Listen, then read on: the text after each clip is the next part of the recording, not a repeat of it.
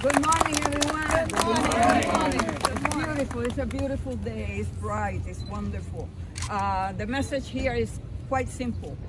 We refuse to become a talking point for the Republicans in Congress. Yes. And for any presidential candidate that is going to use violence to attack our cities. Violence is a result of the proliferation of guns on our street. And the fact that the Republicans in Congress refuse to enact legislation that will go to the root cause of violence in our communities. Yes. So here we are. While Congress is doing nothing, we are here to say that the community, that we have the human capital, that we have the great community-based organizations that will implement a holistic approach to deal with the issue of gun and gun violence in our communities. And I am proud of the work that so many organizations have done.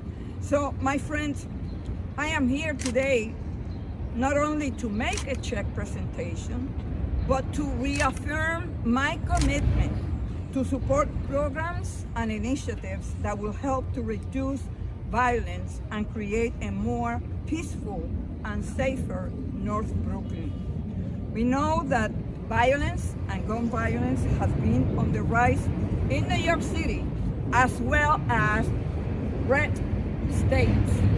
When you look at the statistics, you know, we are faring better than many of the red states.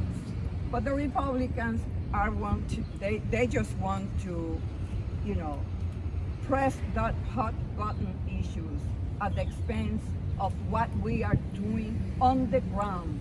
Hard-working people that refuse to submit ourselves to the fact that we are going to do nothing.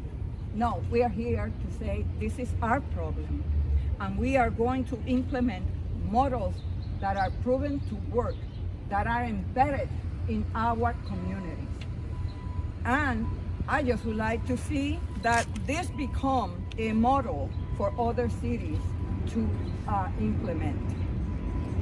Collectively, we must continue to create and support anti-violence initiatives that engage young people in the conversation and provide them with the necessary resources and support to steer these young people away from violence.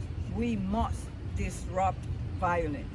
On a community level, that is exactly what the Wick Against Violence has been able to do at Bushwick and Borinquen houses with the support of the resident leaders and community partners. This violence interruption model has proven effective in reducing gun violence by working to mediate conflicts before they escalate. That is why I am proud to support the North Brooklyn Anti-Violence Initiative, which is working to expand the WIC model to neighborhoods across Brooklyn. I want to thank St. Nick's, the WIC team, Juan and Michael, and partners for the amazing work they have done to save lives while introducing young people to alternatives to violence. This initiative between St. Nick's, the WIC, Cooper Park Resident Council, and RiseBoro was born out of the belief that addressing violence requires concerted and collective action by a range of stakeholders. Its goal is to not only prevent violence, but also to address the underlying conditions that foster violence. And so we have to do this in a holistic way, and it not only requires resources coming from Washington, but also the fact that the conditions that exist in those developments are factors that entail people to behave in ways that bring out the kind of frustration.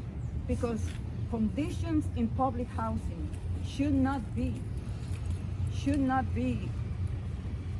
the way that we treat hardworking people, and we gotta do better.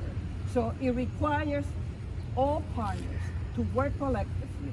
NYCHA to do a better job at addressing the physical conditions of the public housing developments in New York City, the stakeholders, the communities, the residents. This is our problem, right? And we need to come together to address it in a meaningful way. So today, I am proud to present a check for $1 million. Woo! Come on, Michael, give it to me.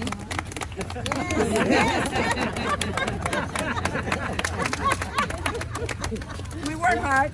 Yes. Come on, Yes. RiseBoro. Yes.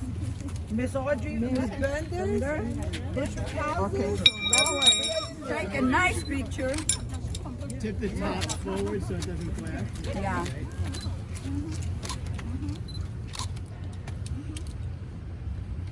$1 million.